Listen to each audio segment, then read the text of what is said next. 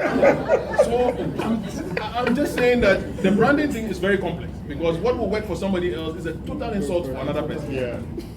And it only comes with a deep listening. I told Joel, Bob has worked with Joel before, but I told him last month when I met with him that I know that every agency prides itself on its creative process, but my only feedback to you is what my brother here always says, is that creativity equals life.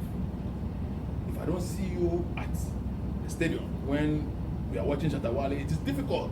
When the boys start fighting, those two guys who have broken the gate and coming in, have entered VIP, because when you are a gate crasher, you also want the best seat. And it's a violent setting. But if you are there, and you also come when we are doing FA Cup at Takrade and GM or Puginti is saying that they should stop the match and move it back to Kumasi because the referee is a fancy man and this and that, all that confusion.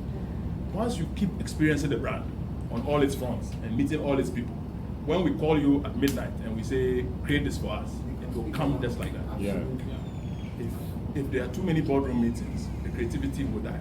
Yeah. And that's the process that we are talking about. So what you have quoted again, creativity, creativity equals life. Equals life. Yeah. Awesome. Okay. Basically to say that as you experience life. Absolutely. I totally agree. Yeah. Wow. That's powerful. What I'd like to contribute to your debate. You see, when you talk about branding, we tend to think of branding in a Western style. Actually, Kantamanto itself is a brand. The way it is, with all the confusion, we see it as confusion. But to them, it makes perfect sense. They know what they are doing. So when they say brand, it doesn't mean go and put them in suits. It means give them respectability where they are, in their context. That is what I would say we as marketers, professional marketers, haven't thought out. All of us went to Western schools. So when we say branding, our mind goes one way. But that's where the Ghana is great thing comes in. Because we have to put it in the context, we have to brand them in the context in which they feel relevant. So I wasn't thinking of suiting them. I was thinking that maybe he has some ideas of when he says branding. So when you sit down in the phone, like you say, like when you finish a match, you must say something. Like he just said, giving him a ticket to see Go White. Yes, He probably thought it was a great idea. But for him, going up the mountain with a big company like MTN, and then they point to him as a seat. Finish. There was this man who, my hometown. No, but just a minute. Did you land on your question? Yes, I get the drift, and I think that we are aligned. Yeah, but the one question that you said something like creativity equals life. Yes, but before then, sorry, I can't remember. It had something to do with the fact that you do what resonates with your community, or so you go to a place and you have to go and see the people. Yeah. Very practical example. You know when when Vodafone came to town, and we were speaking to them about things like, oh, when you get here, you have to see them. They said, we are Vodafone. And with Vodafone, you do not Listen, see. Madam, Exactly. Steers did the same thing. I'll never forget. Working in Originate, I saw Steers. You know, Steers was a $2.9 million investment. First drive-through in Ghana. They came and said, they from South Africa. They know better than us. They cannot amend the menu and they will not adapt to what we're doing. I said, really? So we spent all the money doing a Godfather art with Komla Dumoy. Oh, we did all the fanciful communication bit, but the core product never resonated with the market. So that $3 million, it didn't. You see, the $3 million, it didn't just die. They hemorrhaged financially for years and died.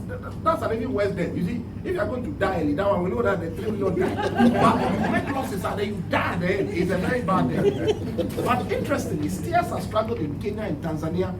So it's as if when they leave South Africa, they forget the rudiments of market adaptation, understand the local nuances, and it's like when they come, they are coming to colonize you. We have a taste, you must enjoy it. So I'm surprised. At the same time, we'll say to you that, but that's what has kept us successful in Really? other places. Well, in Ghana, And usually in MTN, they're actually considered as corrupt. You know, so let's say MTN is not corrupt. No, I'm not. But I'm saying that let's say if there's a festival and let's say you go, oh, they are there again because they've gone to pay money to make you to be present in places where you can't. Interestingly, on that point, I'll tell you the Yana story because I wasn't going to go into it. But when we met Yana, impromptu like that. He asked, after all the discussion we had, he asked me only one question. Do you know Ibrahim Musa? And I said, Ibrahim is my boy. I know him very well. I've worked very closely with Ibrahim. Why do you ask? And he said, Ibrahim is my son. Wow. So when I came to Accra, I called Ibrahim. And I said, Yana is your father. He said, oh yes. So we sat down and I said, let your father let us understand how we can partner. Because this is a unique opportunity. We go there all the time with proposals, with whatever. They might not be able to express themselves. Interestingly, Ibrahim came back and said the man's only takeout in the whole thing was that I had followed up to come to talk to him. He was not interested in anything. The next Damba festival, which is the festival that travels across the 28 states of Gabon, when the festival is starting, the Yana must slaughter a cow. Then he must step over it. That is the commencement of the festival. Okay. So he said MTN should buy the cow. He said all paramount chiefs of that, all sub-chiefs of that one should call him on a closed user group in MTN. It was the beginning of many very interesting chapters in our relationship with the Yana. But my point I'm making about that is that somebody will see this. I mean, if Vodafone sees that I bought a cow, they believe I bribed the Yana. I mean, who buys the cow? It's not part of the sponsorship package. That is left for the traditional elders. It is believed actually that it is mystified something around it. But a sponsor has been given that inroad. My point is that our engagement is a very humble engagement. If there were a sense for me today, I'll stop everything I'm doing and I'll appear before him and I will listen. It is not easy to get telecom executives to stop everything they are doing but they will normally stop if Dr. Manibuama is calling or if the president is calling, etc., etc. Sad to say, no offense meant to anybody, but they can't offer me anything. The laws of Ghana are clear. As long as I stay within the laws, I don't need to be part of the political establishment to be lobbying anybody. But I believe I need to be with the Yan. I need to be with Lucky, with Daniel Fori, with these guys. So that's the explanation of that side. But the other side about globalization of brands, I think the academia has also perhaps not helped too much. You know that globalization of markets was an article that Theodore Levitt wrote in Harvard Business Review and created waves across the whole world because he made very categorical statements that nation-based markets will transmogrify and expand. He was declaring that there was a certain end to nation-based marketing. He gave instances of people who were sitting in ghettos in Bangladesh and wearing the Coca-Cola brand, that there's only one segment now that we need to go after. But people have also not read the full article, because somewhere within the same thing, he described the idea that you can create one proposition and go everywhere and present it as bovine stupidity. When you say bovine stupidity, it means stupidity to the bone. And when a professor writes that about stupidity, then he really has analyzed that kind of stupidity. But unfortunately, you see, academia writes in a dialectical format. So you see what the thesis is and you see the antithesis. Many people read only one. And then it became like globalization is it. So this idea of customizing to the local market is anti the thesis of Levitt and Co. It was never said that way. I have tried to reread that article many times, but unfortunately, academia also only looks at the articles of the last 6 to 18 months, so it's not something that people go back to. But I like the old literature, like I said, and sometimes we like to go back to it. Yeah, it makes a lot of sense. That's road trade. You're only two. My friend. On the SME bank. On which bank? We have 5 more. Somebody Polytechnic.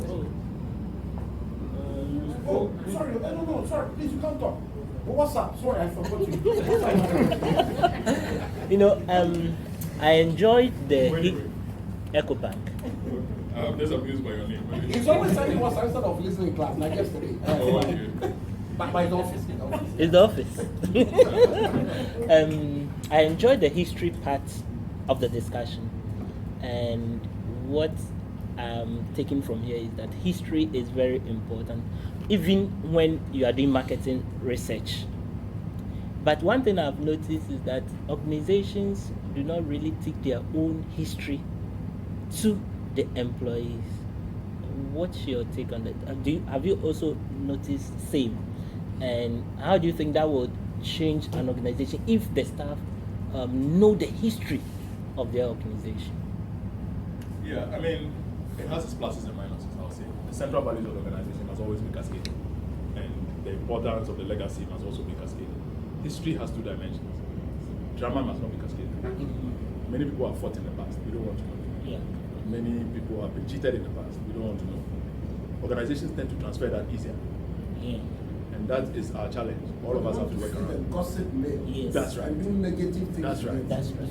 And we can say, well, worry with that. Mhm. That thing will travel faster Yes. than any project he's done before. Mhm. It's not important.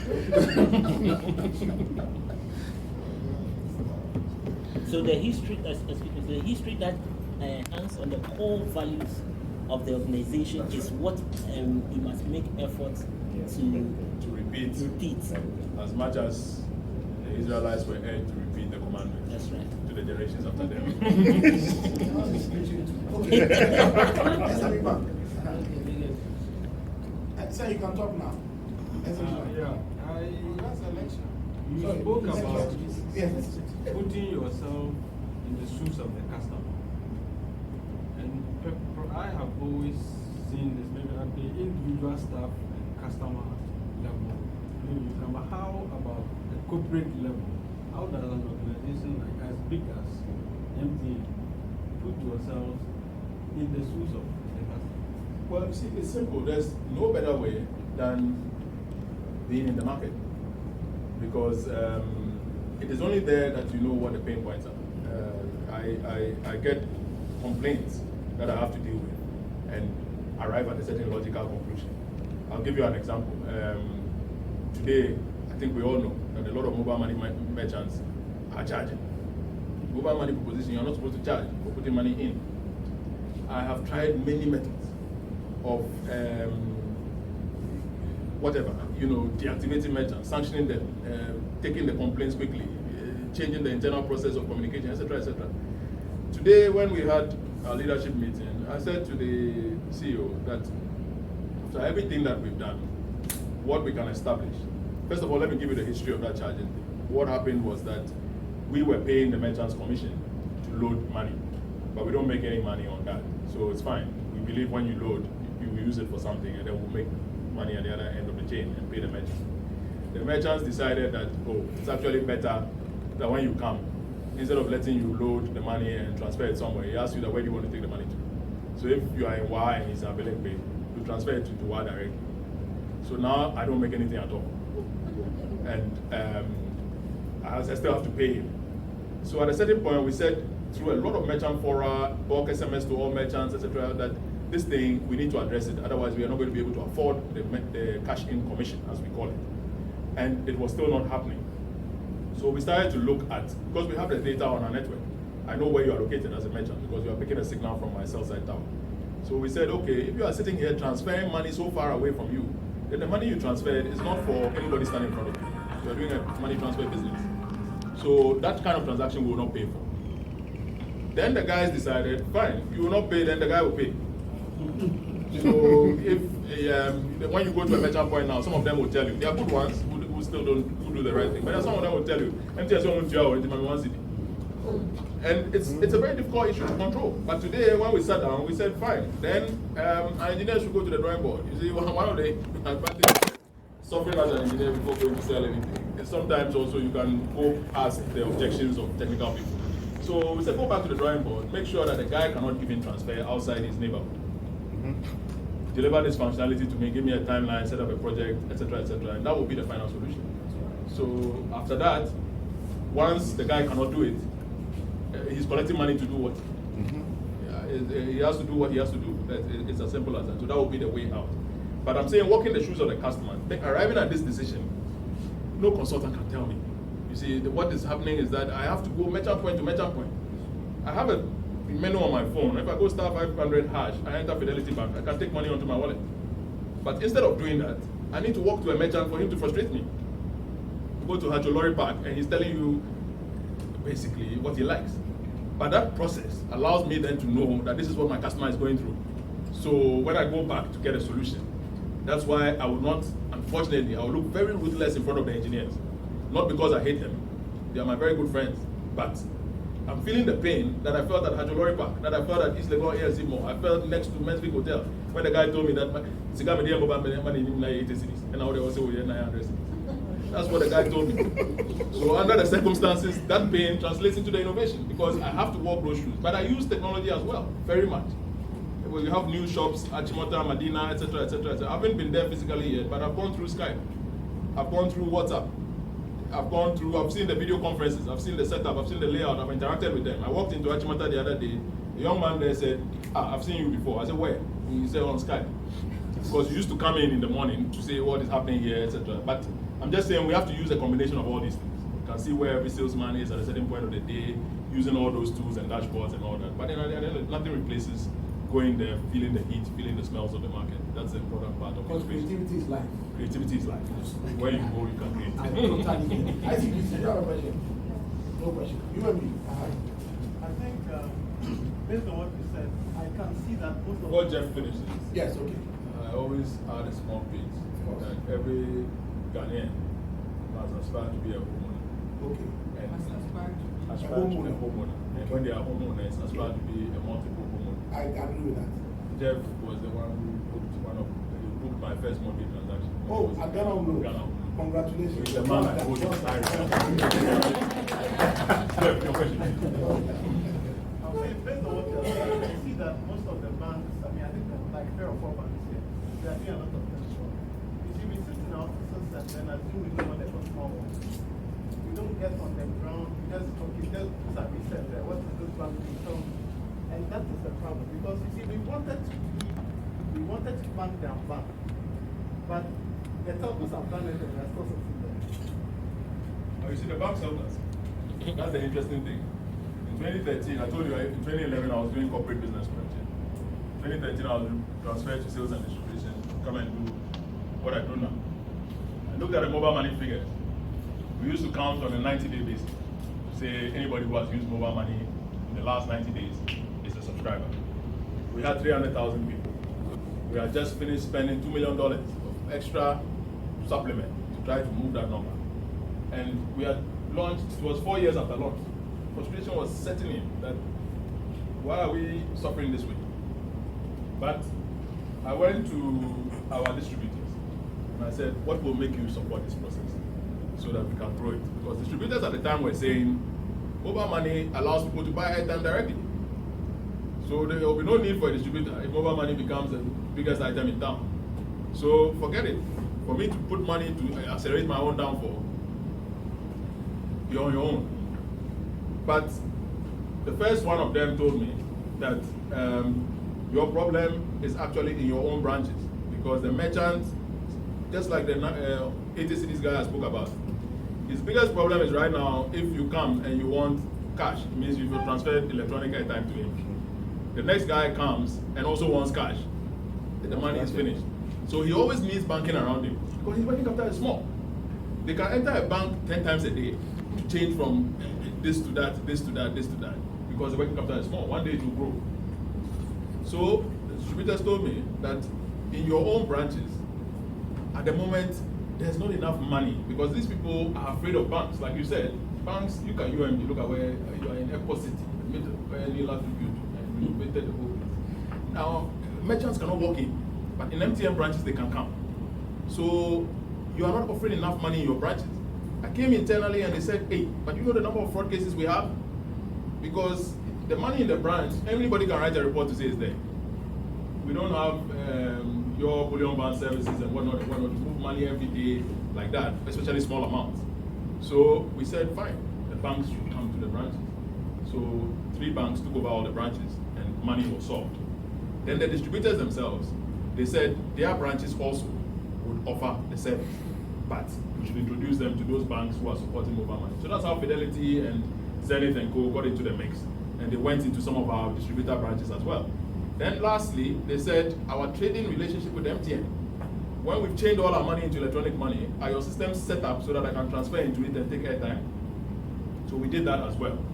The explosion that has happened, I cannot even describe it. Today we don't count on 90-day basis anymore. We count on 30-day basis. If you've used the mobile money within the last 30 days, I'll count you. If it's 32 days, I consider that you have stopped using it. But on the 30-day basis, we are 4 million plus. And I'm saying that on 90 days, 4 years ago, we were on 300,000.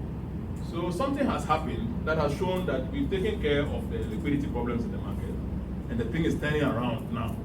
Of course, the other thing that we are doing now is also to anticipate where Kenya has gone. Because the thing about all what we are discussing is that why are you putting money on one end and taking it out of another end? It's because you cannot spend it in Katamani. The same issue that we are talking about, that we've set it up for ShopRite, we set it up for Maxman, we set it up for all sorts of places, filling stations, and so on and so forth. That the places where the people there look like me and you. But the important part of these kinds of transactions is that they happen in Mokala market. They have to happen in Salaga market. That's where the mass of the country is. Going there, you have to set up a KK seller whose turnover is 15 cities a day. You have to set up whatever. That is where we are now. We are creating, if I tell you the pictures, you will marvel. On the Yamaranza Road and so on and so forth, people selling small quantities of KK with mobile money. I stopped at I bought snails near the rest stop that is around Bosu. And it was all mobile money. So what we are telling the salesmen now is that go there and bless people with it. Just make sure that everywhere you can spend it. At the end, then you lock money onto the platform. So that's where, to be honest, in all honesty, Jeff, the way you people are trained, you cannot come with me to Bosu Junction to sell KK.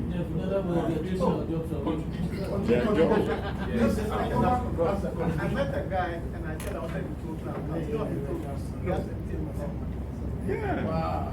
Because the next thing you can do, you know that today, 4 more banks are coming. The same thing that I did with Fidelity, Star 500 had. Fidelity, not that I'm a salesman for Fidelity, but they understand mobile money. And the FI is a man that one day books must be written about. In the secondary school you went to? Okay. We have a point there. Like what says I was going to say that I think what you just said, that has been a major challenge in the financial inclusion. You know, people can't. Yeah, I mean, at the end of the day, you can transfer the money, but you can't actually spend and then get into the end user where you are making purchases. The same problem that gives the e-switch, because you can have the e-switch card, but where are you going to use it?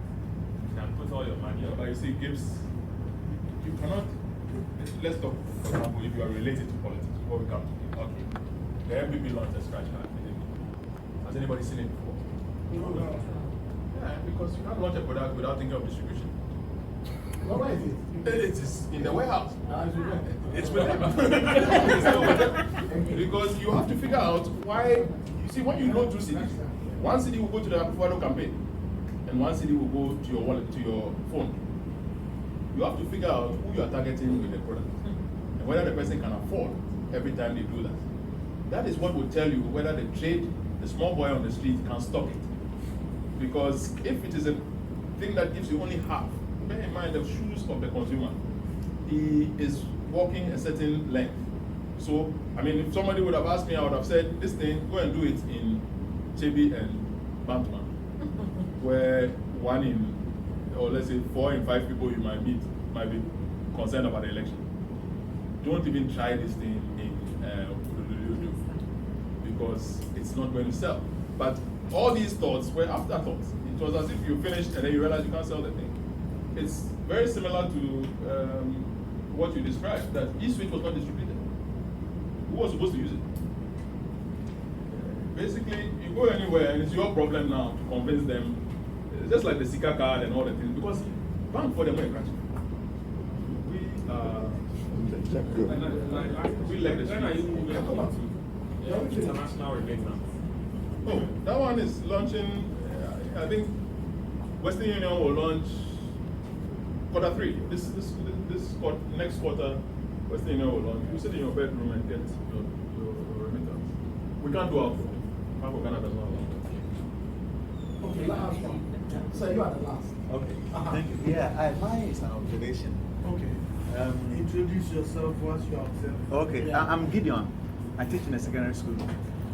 At Fetaman Senior High School. Yes. Since I got hooked onto MTN Mobile Money, I've never bought scratch card to recharge. I like people like you. Now, you made mention of the fact that the voice, the money coming from the voice calls is dropping. But one observation I've made with regards to the mobile money is that if you need to bundle data, you need to top up your airtime before you do that. Can't it be possible that you just go to the MTN mobile money, the options are there, buy a bundle, buy a data, then you buy the data through that process too. And give me your details. That product will launch next quarter or maybe latest the quarter after. And I'll invite you to come and test. You should be there. Yeah, Second yeah, time, you I should love be Mobile money, purchase of airtime is actually the direction we are going. The distributors now support it because they've realized that because the total company is making so much more revenue by growing that segment, what they thought they were going to lose is actually, you are better off with 60% of 1 million than with 100% of 10. That logic is playing out. So please, let's clap for Eric again.